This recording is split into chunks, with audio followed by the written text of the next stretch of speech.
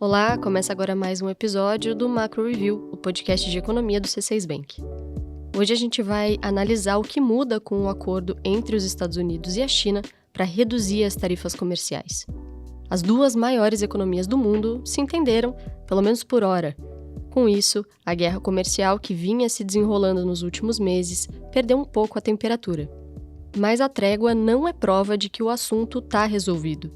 Além de o entendimento ter um prazo de validade de só 90 dias, as tarifas negociadas pelos Estados Unidos ainda são as mais altas desde 1930. Então, quais são as preocupações daqui em diante? E quanto tempo o otimismo pode durar? No episódio de hoje, a gente vai analisar esses pontos e a gente fala também sobre os dados de inflação nos Estados Unidos, com inclusive uma análise da Cláudia Rodrigues sobre a relação entre as tarifas e os preços americanos. E no último bloco, a gente fala sobre o desempenho da economia brasileira no primeiro trimestre. Eu sou a Bianca Alvarenga. E eu sou a Marina Rapa. E hoje é 19 de maio de 2025. Vamos lá? O acordo comercial entre os Estados Unidos e a China, que foi firmado na última semana, saiu melhor do que o esperado. Por 90 dias, as tarifas de importação impostas pelos dois países vão ser reduzidas.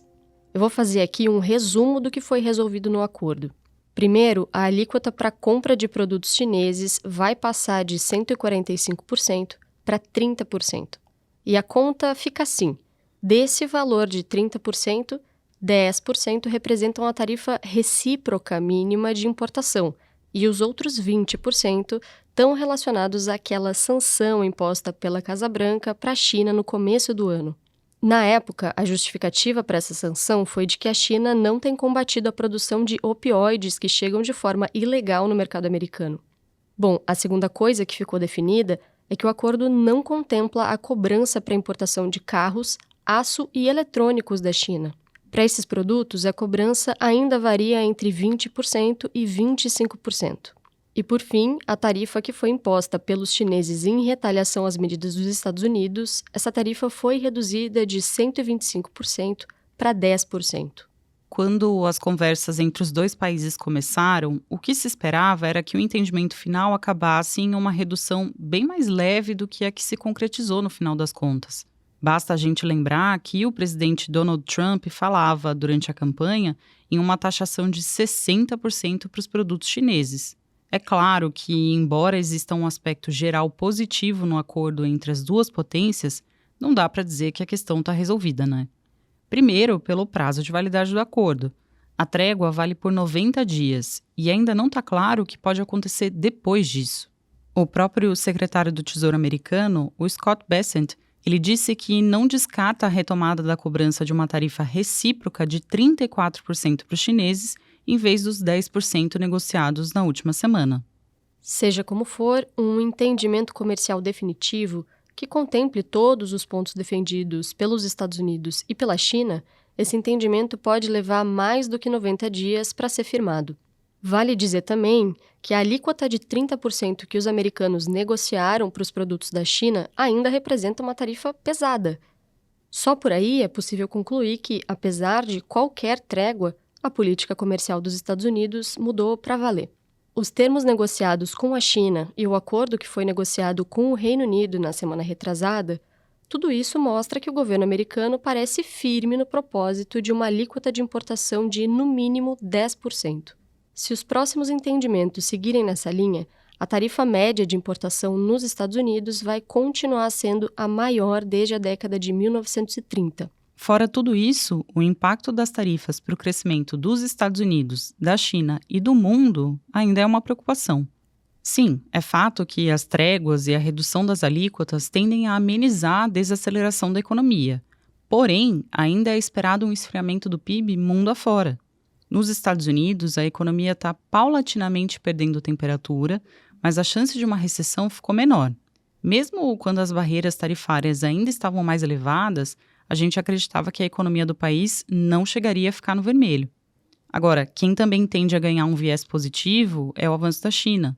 Antes, existiam sérias dúvidas se a China conseguiria alcançar a meta de crescimento de 5% que foi estipulada pelo governo para 2025. Com o acordo, esse objetivo parece mais possível. Então, olhando todo, dá para dizer que as notícias são boas, mas o assunto está longe de ser pacificado. Ninguém sabe o que vai acontecer depois dos 90 dias de trégua, e os acontecimentos recentes mostram que tudo pode mudar até antes disso. Até que se tenha mais clareza sobre o que vai acontecer, é possível que outras engrenagens da economia global também fiquem em modo de espera, digamos assim. O impacto incerto das tarifas para a inflação e a própria perspectiva de uma desaceleração menor da economia pode, por exemplo, levar os bancos centrais a serem mais cautelosos. A Cláudia Rodrigues, responsável pela cobertura de internacional da equipe econômica do C6 Bank, vai explicar melhor as razões dessa cautela. Vamos ouvi-la. Marina, logo que os Estados Unidos anunciaram o aumento de tarifas, os economistas começaram a ajustar suas projeções de crescimento para a economia do mundo, pensando já no impacto dessas tarifas para o comércio e para a atividade produtiva dos países. Na época, o próprio FMI calculou que as tarifas poderiam reduzir o avanço do PIB global em 0,5 ponto percentual, o que é bastante coisa. A gente até falou melhor disso no episódio 158 aqui do podcast. Agora, a redução temporária de tarifas dos Estados Unidos e da China embaralha um pouco as peças desse cenário. É bem possível, como a gente falou, que a desaceleração da economia global seja menor do que se esperava. A questão é que as notícias são boas para o crescimento, mas a gente não espera um grande alívio para a inflação. E por que, Cláudia? Em tese, a redução das tarifas não tende a diminuir o efeito do encarecimento dos insumos e dos produtos importados? Sim, de fato, uma tarifa de 30% para os produtos da China é melhor do que a tarifa de 145% que estava valendo antes do acordo. Mas vamos combinar que 30% ainda é bastante coisa, né? Fora isso, existe também o fato de que a inflação americana já estava elevada.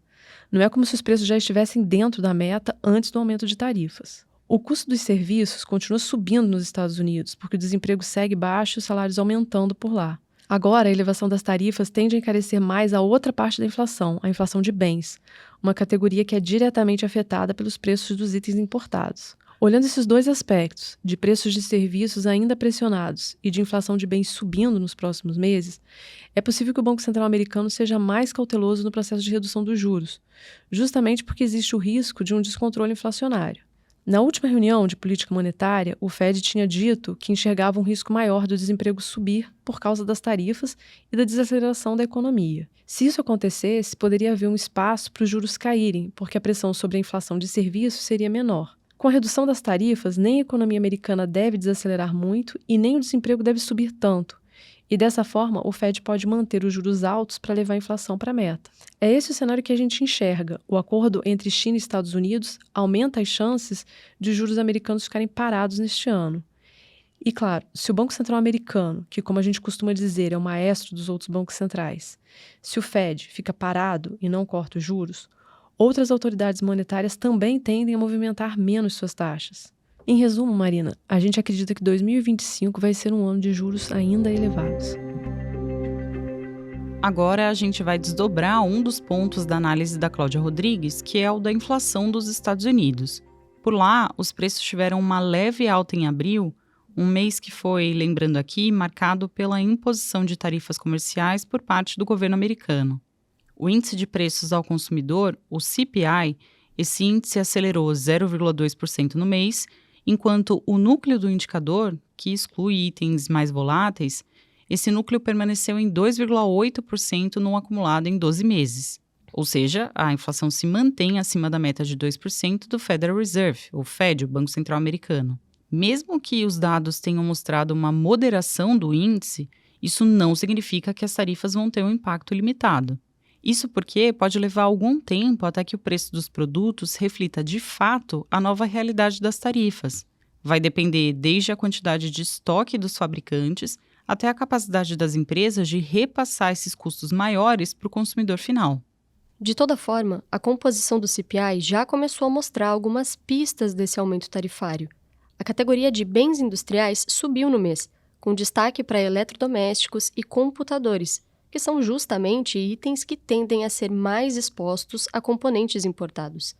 Então, a pergunta que fica é: o acordo entre Estados Unidos e China para reduzir as tarifas vai ser capaz de trazer um alívio para a inflação? Olha, na nossa visão, essa resposta é não. Isso porque, como a gente disse aqui, a tarifa média americana sobre os produtos importados deve continuar alta, bem acima do patamar anterior ao novo governo dos Estados Unidos. Então, a gente acredita que a inflação deve permanecer elevada nos próximos meses. A expectativa de uma contínua pressão inflacionária aumenta as chances de os juros continuarem entre 4,25% e 4,5% até o fim de 2025, mesmo em meio à perspectiva de uma desaceleração da economia americana. Agora a gente vai falar sobre o Brasil. Por aqui, os números do primeiro trimestre mostraram que a economia cresceu em um bom ritmo. Olha só, de acordo com as pesquisas setoriais de janeiro, fevereiro e março divulgadas pelo IBGE, o comércio cresceu 1,8% no período, enquanto a indústria avançou 0,1% e os serviços recuaram um pouco, 0,2%. A partir desses dados, a gente já consegue, digamos assim, montar um quebra-cabeça de como foi o desempenho médio da economia brasileira no trimestre. E como a gente falou, a figura é bastante positiva. Além do bom desempenho do comércio, existe ainda a perspectiva de uma safra de grãos forte. Por isso, a gente projeta um crescimento de 1,7% para o PIB do primeiro trimestre do ano. E se esse cálculo se confirmar, vai ser o melhor resultado trimestral da economia brasileira desde 2020, quando a atividade produtiva estava se recuperando de uma queda registrada no início da pandemia de Covid-19. Mas aqui é importante a gente lembrar que os juros estão elevados, em 14,75% ao ano, e esses juros altos contribuem de forma negativa para o crescimento da economia. A gente acredita que, no fim das contas, o PIB deve avançar 2% em 2025. Os estímulos do governo, como a liberação do FGTS e o incentivo ao crédito, por exemplo, esses estímulos devem ajudar a manter algum fôlego do crescimento, mesmo com os juros elevados. Fora da nossa agenda, eu compartilho agora os dados econômicos que a nossa equipe acompanha nos próximos dias. É uma semana bem magra de agenda econômica, viu? Mas vamos lá. Na quarta-feira, saem os dados de inflação ao consumidor, o CPI do Reino Unido. A nossa expectativa é de uma inflação ainda elevada por lá. E fechando a semana, na quinta-feira, a gente vai saber o resultado dos índices gerentes de compras, o PMI do mês de maio, dos Estados Unidos, da zona do euro e do Reino Unido. Esse indicador é, de certa forma, um termômetro mensal da atividade econômica dos países, e ele ganha ainda mais relevância nesse cenário de incerteza, né? Isso porque esse deve ser um dos indicadores a mostrar como as tarifas comerciais já estão impactando as empresas e a economia. A gente acredita que os PMIs vão mostrar uma desaceleração da economia americana, enquanto na zona do euro a atividade econômica deve seguir em um ritmo lento. Bom, pessoal, é isso. A gente chegou ao fim de mais um episódio. Muito obrigada por nos acompanhar até aqui. E se você gostou do nosso tema de hoje, então eu convido você a reservar um minutinho para deixar um comentário na nossa caixa de perguntas. Quem faz parte da equipe econômica do C6 Bank são o Felipe Salles, a Cláudia Moreno, a Cláudia Rodrigues, o Eliezer Jacob e o Felipe Mack. A produção e o roteiro são desse time todo, junto com Bianca Varenga, Marina Rapa e Matheus Zanin. A edição de som é do Pedro Sacon e a gravação ficou com a Marina Kubiak. A divulgação nas redes sociais é da Sabrina Munhoz. Lembrando que você pode seguir o Macro Review na sua plataforma favorita de podcasts. Assim, quando a gente publicar um novo episódio, você vai ser notificado. É bom para quem quer ficar por dentro da economia e para quem quer conhecer uma visão original dos fatos econômicos. Uma boa semana para você e até a próxima!